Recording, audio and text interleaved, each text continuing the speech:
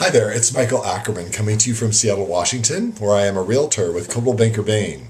Today's video blog is for all of you buyers out there who are thinking about looking for a home or are currently looking for a home.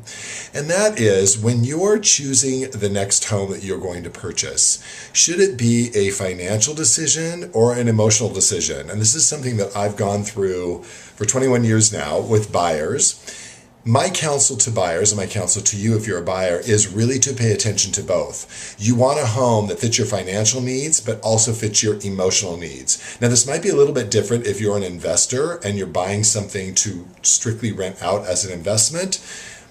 I'll talk about that a little later. You should still emotionally like it, but the financial probably weighs a little more heavily in that scenario. But if you're going to purchase a home and you're going to live in it as your primary residence, or even as a secondary home, you really do want to balance out financial with emotional. And I think this is something that buyers struggle with quite a bit.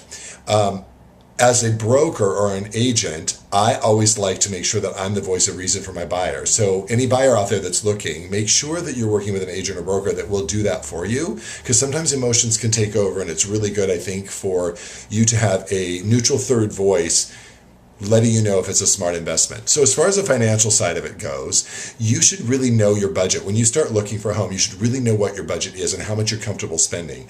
I always tell all of my buyers, whether they're first-time home buyers or fifth-time home buyers, you really want to pick a number that you're comfortable spending every month, because money's going to be going out, paying that mortgage, taxes, insurance every month, and you want to make sure that you're not going to be house poor. You want to be able to go on vacations and buy clothes and have a life instead of just sitting and eating top ramen and graham crackers in your beautiful home because you can't afford anything else.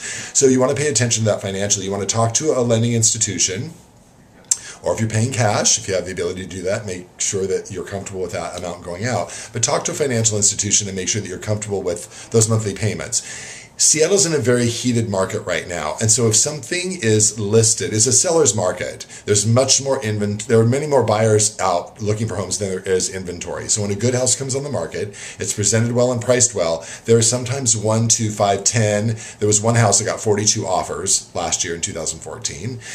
So you are going to be competing. You may have to go, and probably will have to go, over the list asking price to get the home. So make sure that you're looking well below what your comfort range is. And again, make sure that when you're making your offer that the emotions don't take over too much, that the amount that you're offering, even if it's way over the list price, still makes sense as far as valuation of what other homes have been selling in the neighborhood. You can use your broker to help you with that. Whenever a buyer is going to be buying a home and they ask me, we want this to be a smart financial investment, there's a couple questions that I need to ask the buyers. How long do you think you're going to be in the house?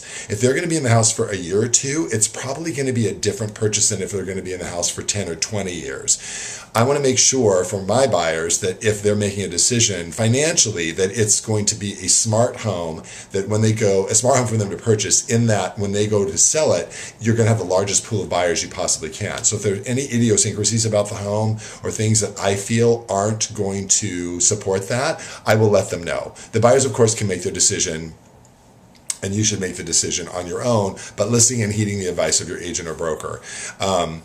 If you're going to be in the house for 10 or 20 years, it's not that it doesn't matter how much you spend, but if you're in a good market, your financial decision is probably going to be a little bit easier. The house is probably going to go up significantly, especially if you're in the Seattle area.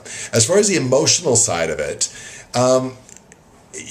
there's an inner voice that you'll hear, either you or if you're purchasing with a husband or wife or partner, you'll hear that inner voice. It's like when you have rented an apartment or a house, that voice spoke to you when you walked in that said, this fits me, I feel like I'm home. And sometimes it's an indescribable feeling. You don't really even know why, but it just feels right. I've had buyers that walk out of a home saying, it's a really good home, it just doesn't feel like it's my home. And I'm like, that's great, that's valid. I always try to get reasons why for my buyers so I'll know what to look for in the next home.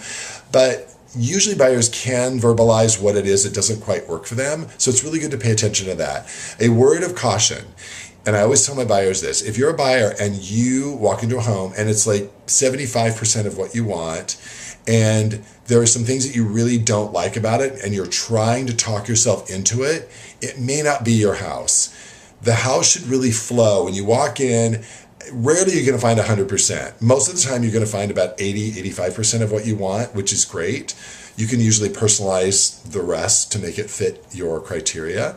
But you're never going to get a home that completely satisfies 100%. But don't try to talk yourself into a home. It should feel right. The challenges that bother you about the home should be so minor that feeling of excitement that this is our home should be the voice that's ringing through your head the loudest. And I've talked buyers out of buying homes when I just felt like they were trying too hard to make it work. So emotionally, be open, be communicative with your agent or broker. We can usually tell when the house is right for a buyer, but the more open and the more transparent you are with your agent or broker, the easier it is for us to be able to read what really is going to work for you. So do pay attention to both the financial and the emotional side of a purchase. And if you do end up getting both, you're going to be really happy in your home for as long as you choose to be there. If you have any other questions about real estate in general, feel free to email me anytime at michaelackerman@cbbain.com. And do remember, it's all about the connection.